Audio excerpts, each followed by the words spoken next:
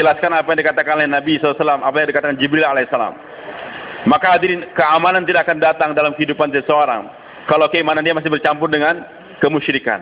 Alladzina amanu wa lam yalbisu imanahum bidzulmin ulaika lahumul amnu wa hum muhtadun. Jadi orang yang beriman dan tidak mencampur iman dia dengan kezaliman, itu kemusyrikan, pasti mereka aman. Kemusyrikan Allah katakan dua dalam Al-Quran, dalam akhir surah Yusuf. Syirik jali, syirik khafi. Kenyataan yang ada Allah katakan dalam Al-Quran, wa ma aktsarun nasi walau harasta bimu'minin. Wahai Muhammad SAW, bagaimanapun kamu serakah, dan seorang nabi harus serakah, dai harus serakah, bagaimana orang harus beriman, kita minimal harus serakah, harus terbentuk 13.230 jamaah 4 bulan, 443 jamaah 4 bulan, 8.787 jamaah 40 hari. Serakah harus nih, bahkan lebih daripada itu, jangan lemah. Tapi bagaimanapun serakahnya seorang dai, bagaimana orang bisa beriman, jamaah terbentuk, tetap akhirnya Allah katakan, wa ma aktsarun nasi walau harasta bimu'minin. Wahai Muhammad SAW, bagaimanapun serakahnya kamu, tetap kebanyakan manusia tidak beriman. Mayoritas penduduk dunia ini tidak beriman. Tapi kita harus serakah, bagaimana targetnya semua orang harus beriman. Semua orang harus beriman. Tapi kenyataannya beriman sedikit nanti. Namun Allah Subhanahu wa taala tidak memberikan ganjaran kepada seorang karena kerja dia. Allah memberikan ganjaran kepada seorang karena niat dia. Maka Nabi sabdakan, niatul mu'min khairun min amalihi. Amal kita ini hanya bahkan tidak mencapai batas, tapi kalau niat bisa menembus batas. Jadi saya berangkat walaupun sekarang di Taskil hanya ke Lampung maunya. Target saya bagaimana, bukan memang saya berangkat sekarang ke Lampung, tapi keberangkatan saya, target saya bagaimana orang sedunia beriman. Sesamanya di Lampung Taskilannya cuma satu saja, satu orang saja. Tapi kita serakah bagaimana seluruh dunia beriman waktu itu. Maka Allah berikan pahala Taskilan satu dunia hadirin. Jadi Allah tidak memberikan ganjaran sesuai dengan amal seorang, tidak, tapi apa yang dia niatkan. Maka niat harus dibesarkan. Nah, Nabi kita Muhammad SAW punya niat semua orang harus beriman, dan beliau kerja ke arah sana. Tapi yang beriman ternyata sedikit. Kemudian kenyataan yang kedua, Allah katakan, wa ma yu'minu aktsarum billahi illa hum musyrikun. Dan tidaklah beriman kebanyakan mereka kecuali mereka musyrik. Jadi yang beriman sedikit, yang sudah beriman musyrik lagi. Kebanyakan manusia ini enggak beriman. Jadi tidak beriman kepada Allah, menyembah berhala, batu dan sebagainya. Dan orang yang beriman sendiri kebanyakannya musyrik. Dikatakan mukminun musyrikun, orang beriman yang musyrik. Jadi maksudnya dia tetap menyembah Allah, tidak mengakui adanya la ilaha illallah, tahu yang memberikan rezeki Allah, tapi ketika azan berkumandang enggak mau dia ke masjid. Pak, ke masjid, Pak, ke masjid. Kalau saya ke masjid makan apa saya? Ini langgaran siapa yang ngurusin? Ini orang beriman tapi musyrik dia. Tapi adalah musyrik. Sudah selesai 40 hari. Ditaskil lagi tambah 5 hari. 5 hari. Kalau 5 hari nanti istri saya mau ngabur dia. Siapa yang beli anak saya? Nanti kebun saya akan rusak kalau nambah 5 hari. Dia karkun 40 hari tapi masih musyrik juga. Selesai 4 bulan, pulang ke mahala dia, ada jamaah 3 hari. Ada bupati, camat, polisi mau keluar. Amirnya nggak ada. Orang baru-baru semua. Ternyata dia datang. Karpun gembira satu masjid. Masya Allah, selesai masalah. Dia bingung. Masalah apa nih selesai? Mungkin dia merasa dengan dia 4 bulan, selesai masalah di mahala dia. Dia tanya, ada masalah apa? Ini masalah jamaah mau dibentuk 3 hari. Sudah selesai beres ini. Bupati mau keluar, camat mau keluar, orang-orang khawas mau keluar, polisi mau keluar. Amirnya nggak ada. Dan kami nggak mampu. Ternyata kamu baru keluar dari India, Pakistan 4 bulan. Maka bapak yang paling bisa untuk menjadi amir. Makanya kami katakan selesai masalah. Bagaimana Pak? Selesai 4 bulan, mau sembahyang tahiyatul masjid di masjid dia. Doa sebentar. Ternyata ditaskil lagi 3 hari. Dia katakan, kalau saya nambah 3 hari, apa yang terjadi nih? Anak saya siapa yang mendidik nanti? Nanti bagaimana tuh? Langgaran yang sudah janji mau datang hari ini, asar.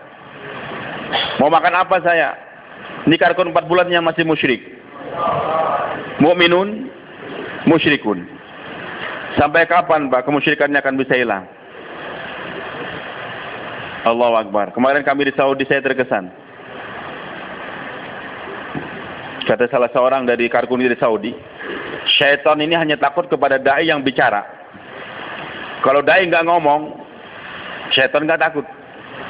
Jadi syaitan bukan takut sama dai, nggak takut sama dai yang berbicara.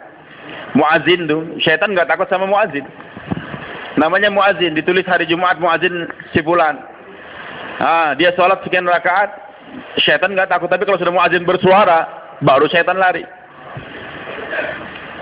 Kalau sudah selesai bicara, sholat lagi, syaitan nggak takut, datang lagi dia. Oh itu Karkun 4 bulan, syaitan nggak takut. Karkun setahun, syaitan nggak takut. Karkun 3 tahun, kiai, allamah, macam-macam gelarnya, nggak takut. Tapi kalau dia bicara, baru syaitan takut. Jadi bukan masalah label dia sudah 4 bulan EPB. Setiap tahun keluar 4 bulan, tidak. Yang ditakuti oleh iblis waktu dia bicara atau enggak. Makanya walaupun keluar 4 bulan ta'lim, jauhlah ta'lim tapi enggak bicara. Saya siap 4 bulan, tapi jangan coba-coba suruh saya jadi mutakallim. Jangan coba-coba suruh saya bayan. Kalau saya bayan, Amir lihat saja. Kamu jumpa saya Isya, subuh jangan lihat wajah saya lagi.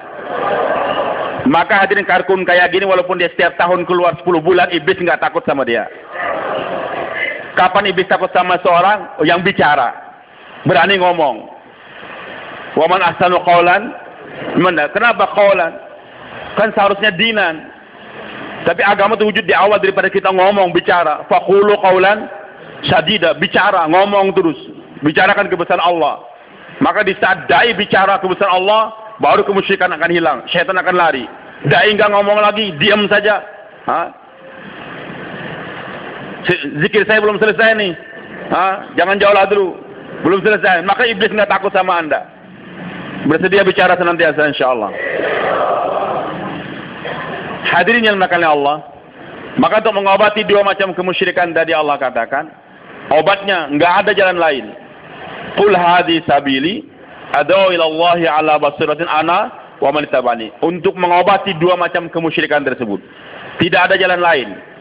Bukan dengan cara bentuk partai, bukan dengan cara macam-macam, tidak. Hanya satu jalan, yaitu ad'u ila Allah, berdakwah, mengajak manusia kepada Allah. Tapi dengan ala basirah, yakin bahwasanya dengan gerak seperti ini, dengan dakwah ini, dengan saya bicara terus bicara kepada Allah, akan terselesaikan masalah. Ala basirah. Jadi seorang dai harus punya basirah. Sebagaimana orang-orang pekerja dunia ini punya basar. Basar itu pandangan mata yang kasar ini. Basirah pandangan hati. Hadirin maka subhanahu wa ta'ala. Seorang petani ini, panas kepanasan, hujan kehujanan, dia pergi ke sawah istiqomah. Kenapa? Karena dia punya basar, punya pandangan mata, yakin bahwasanya dengan pertanian dia selesai masalah. Dia akan bisa membiayai anak dan istrinya, anaknya akan sekolah daripada pertanian dia tersebut. Itu yang membuat dia istiqomah. Hujan kehujanan, panas kepanasan. Pedagang, tiap hari dia berdagang, bahkan sampai lembur dia. Walaupun anak buah dia sudah pulang semua, dia masih beri toko saja. Kenapa? Yakin dengan perdagangan dia akan terselesaikan segala permasalahan dia. Walaupun yang diyakini dia belum meyakinkan. Begitulah pegawai, tiap hari pergi ke kantor. Apalagi tanggal 1, semangat betul dia. Kenapa? Yakin dengan gaji 1 bulan tersebut akan mencukupi keperluan dia. Nah seorang dai ketika berangkat jauhlah 2,5 jam, 8 jam, 40 hari, 4 bulan, harus lebih yakin dengan gerak seperti itu akan selesai segala permasalahan dia. Belum bisa dipahami. Jadi hadirin ala basirah, bahwasanya seorang dai harus lebih yakin daripada pedagang, petani sebagainya tadi, bahwasanya dengan gerak seperti ini akan datang pertolongan dari Allah, terselesaikan segala permasalahan dia. Masalah ekonomi dan sebagainya akan diselesaikan dengan kerja dakwah. Ana wa man ittaba'ani wa subhanallahi wa ma ana minal musyrikin.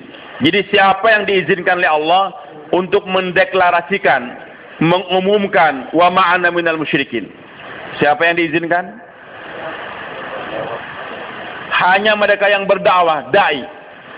Kiai enggak boleh mengiklankan wa ma ana minal musyrikin. Presiden, gubernur, orang kaya tidak bisa, orang santri tidak boleh mengiklankan wa ma'ana minal musyrikin. Atau belum bisa mendeklarasikan dirinya. Yang dibolehkan mendeklarasikan dirinya wa ma'ana minal musyrikin siapa? Hanya dai. Wa subhanallahi wa ma'ana minal musyrikin. Hadir subhanahu wa ta'ala. Jadi orang hanya bisa senantiasa membesarkan subhanallah. Apapun yang terjadi, kehebatan apapun dia hanya mengatakan subhanallah wa ma'ana minal musyrikin. Kalau dia tidak berdakwah, susah untuk mengatakan subhanallah. Dia punya kekayaan, nyumbang terus untuk masjid. Mengatakan subhanallah repot. Dia akan mengatakan sayang biaya dan sebagainya. Dia ngajar terus, setiap hari ngajar, nggak pernah dakwah. Maka untuk mengatakan subhanallah, mengatakan kebesaran Allah agak repot. Dia akan mengakui saya yang lebih hebat. Kenapa kamu pindah guru sana? Kenapa pindah pesantren? Apa saya nggak mampu ngajar kamu? Begitulah yang belajar dan belajar terus. Bagi pada satu guru saja. Dan dia nggak dakwakan apa yang dia pelajari. Maka dimanapun dia menceritakan kehebatan gurunya. Kewalian daripada guru yang dia miliki tersebut. Hadirin, untuk menghilangkan itu semua, tidak jalan lain. Qul hadhi sabili ad'u ila Allah ala basiratin ana wa man ittaba'ani. Jadi yang pandai membicarakan kebesaran Allah siapa? Dai. Kalau orang nggak berdakwah, dia banyak bedah buku terus, nanti dalam pembicaraan dia pasti yang dia bicarakan kehebatan gurunya. Guru kamu siapa sih? Syarat kamu apa? Kalau guru saya ini, kayak ini. Oh, dokter ini, profesor ini. Jarang dia membicarakan kebesaran Allah. Kehebatan buku dia ceritakan kepada masyarakat. Dia bodohkan masyarakat. Dia salahkan. Bid'ah kamu, syirik kamu. Habis itu nanti apa? Dia juga musyrik. Yang dia ceritakan kehebatan gurunya, kehebatan kiainya. Maka untuk menghilangkan itu semua, qul hadhi sabili ad'u ila Allah ala basirana wa man ittaba'ani. Hanya kerja dakwah. Dan hadirnya menakannya Allah Subhanahu wa taala. Allah perintahkan kepada umat yang dahulu untuk beribadah. Dan diberikan pahala yang besar pada mereka kalau beribadah. Diberikan keselamatan. Tapi janji Allah pada ini umat akan diberikan pertolongan oleh Allah. Allah berikan pada kita dua, Pak. Beribadah dan berdakwah. Dengan beribadah dijanjikan pahala. Dengan dakwah dijanjikan nusrah. Bisa dipaham nih, Pak. Kita angkat kepala kita sedikit. Dengan beribadah, sholat, puasa, zakat, haji dijanjikan pahala, ujur. Dengan dakwah dijanjikan apa? Nusrah. In tansurullaha yansurkum. Anda beribadah silakan ke Mekah, ke Madinah, umrah, haji silakan. Dan dijanjikan pahala oleh Allah. Allah tidak menjanjikan pada ini umat nusrah dengan ibadah. Umat dahulu dijanjikan nusrah dengan ibadah. Karena mereka tidak diwajibkan untuk berdakwah. Tapi untuk kita umat Nabi Muhammad SAW jangan berhayal. Anda akan bisa menghancurkan kekuatan musuh. Israel kah? Apakah? Dengan kekuatan ibadah tidak. Hanya dengan kekuatan dakwah. Jadi untuk menarik nusratullah hanya dengan dakwah. In tansurullaha yansurkum. Beribadah kita dekatkan diri kita kepada Allah. Berdakwah mendekatkan hamba kepada Allah. Kalau kita semangat mendekatkan diri kepada Allah dengan berbaca amalan, tahajud kita berpanjang, itu silakan. Dan diharuskan dai berbuat demikian. Tapi pertolongan Allah dan itu diberikan pahala. Tapi Allah akan bantu Anda untuk melawan musuh, untuk memberikan keamanan kalau Anda mampu untuk mendekatkan orang kepada Allah.